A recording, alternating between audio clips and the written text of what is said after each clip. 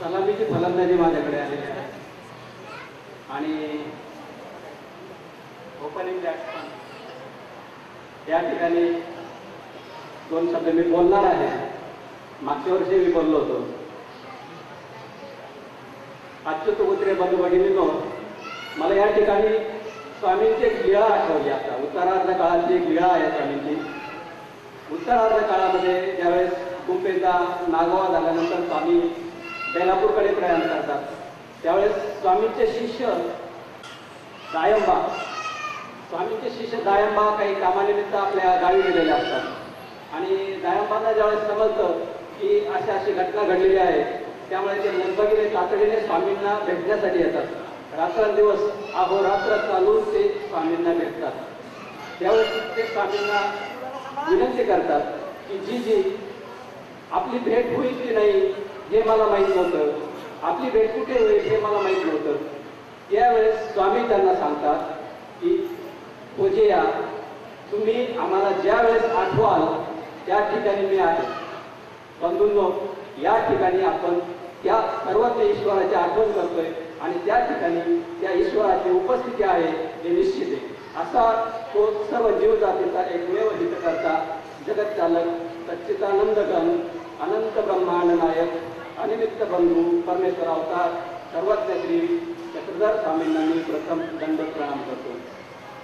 यानंतर या विचार मंचावर विराजमान झालेले आजच्या सभेचे अध्यक्ष परमपूजनीय परममहंत कापूस तळणीकर बाबा, त्यानंतर आजच्या सभेचे प्रमुख पाहुणे ज्यांच्या हस्ते दीप प्रज्वलन झालं, ते महाराष्ट्रातील एक प्रागतिक विचाराचं दैनिक सकाळ, त्या सकाळच्या उत्तर महाराष्ट्र आवृत्तीचे संपादक आदरणीय देवकर साहेब, त्यानंतर विचार मंचावर विराजमान झालेले सर्वज्ञांच्या विचाराची मशाल महाराष्ट्रभर फिरविणारे सर्वज्ञ समाज प्रबोधन संस्थेचे संस्थापक आणि अध्यक्ष आदरणीय पुरोभाई, संस्थेचे सर्व विश्वस्त आणि या ठिकाणी जमलेल्या माझ्या अच्युत गोत्रीय बंधू आणि भगिनींनो, कृपा करून मी जे बोलतोय ते आपण शांतपूर्वक ऐकायलाच मी इच्छा करतो. कारण कसं होतंय की आपण या ठिकाणी आलेलो आहोत विचाराची देवाणघेवाण करण्यासाठी.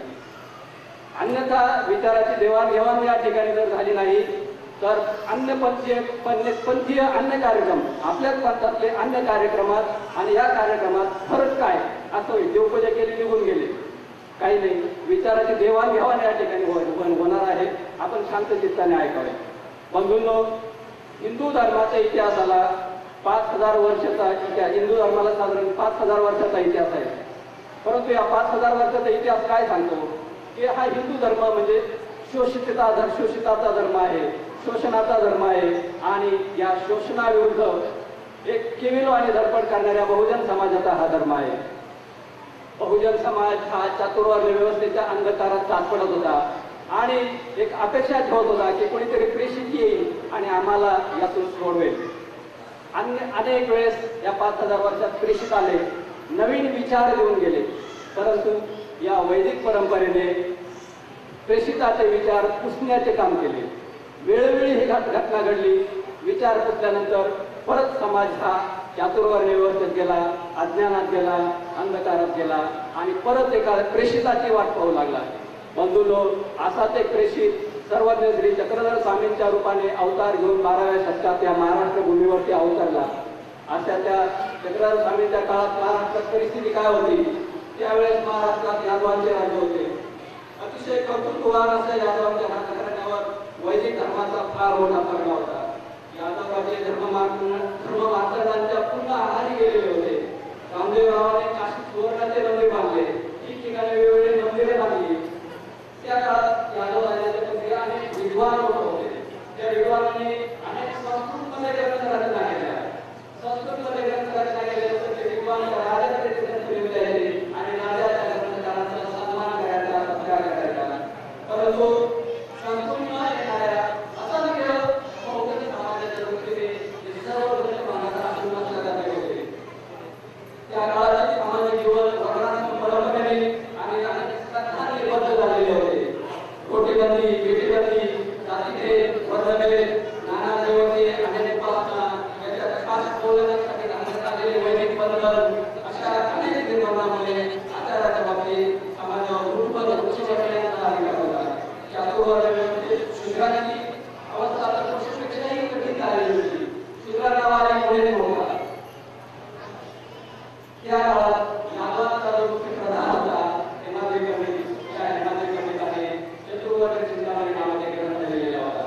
काय होते या चतुर्वर्ग चिंतामणीमध्ये? चतुर्वर्ग चिंतामणीमध्ये 2000 प्रकारची व्रते सांगितलेली होती. एक रोज मला कुठे फळ प्राप्त करायचं असेल तर रोज एक व्रत करायचे. अशा पद्धतीचे व्रताची उपासना करण्यासाठी त्या चतुर्वर्ग चिंतामणीमध्ये हेमाद्री पंडिताने सांगितलेलं होतं आणि त्या ग्रंथात राजमान्यता मिळवून दिलेली होती.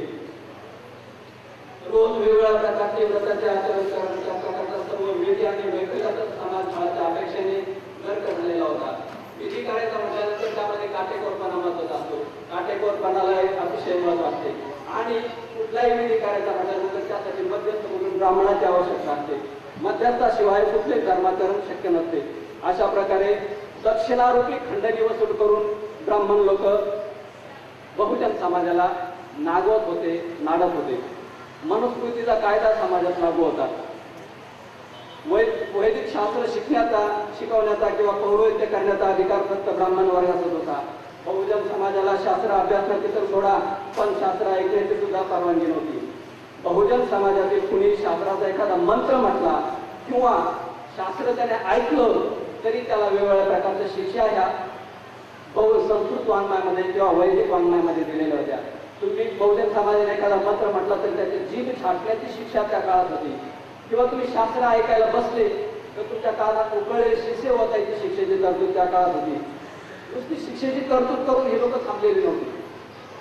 बंधूंनो लक्षात घ्या, या शिक्षेची वेळोवेळी अंमलबजावणी सुद्धा झाली होती. याचे पुरावे इतिहासात सापडतात, याचे पुरावे वैदिक वाङ्मयात सापडतात, याचे पुरावे संस्कृत वाङ्मयात सापडतात. जो कोणी, आणि आणखी एक गोष्ट महत्वाची, जो कोणी वैदिक विचारधारेच्या वेगळी विचारधारा समाजात सांगेल, वेगळी आचार प्रणाली समाजात देईल, त्यासाठी सुद्धा अशाच प्रकारच्या शिक्षेची तरतूद होती. याचे पुरावे तर आपल्याला खुद्द लीळा चरित्रातच सापडतात. त्यामुळे समाज हा पूर्ण पुरोहितशाहीच्या विळख्यात पडला होता आणि मानसिक गुलामगिरीत होता. स्वामींनी या सर्व गोष्टीचे खंडन केले. बहुजन समाजाला पुरोहित वर्गाच्या शोषणातून मुक्त केले. ईश्वराच्या भक्तीसाठी मध्यस्थाची आवश्यकता नाही असे सांगितले. जाती व्यवस्था स्वामींनी अमान्य केली. जीवाला योग्य असे आचाराचे आणि विचाराचे ज्ञान दिले. ज्ञान मोचक असे स्वामींनी सांगितले. तुमच्याकडे विचार योग्य असतील तर आचारही चांगला घडतो असे स्वामींनी सांगितले. असा सिद्धांत स्वामींचा त्यामागे होता. यातून काय होणार होतं? धर्माच्या नावाखाली होणारे जे शोषण होते पुरोहित वर्गाकडून, बहुजन समाजाचे जे शोषण होणार होते ते शोषण थांबणार होते. पुरोहित वर्गाचे उपजीविकेचे आणि समाजावर वर्चस्व गाजवण्याचे मुख्य साधन हेच होते. आणि समाज जर ज्ञानी झाला तर आपले उपजीविकेचे साधन नष्ट होईल, समाजावरील आपले वर्चस्व नष्ट होईल असे वैदिक पंडितांना वाटायचे.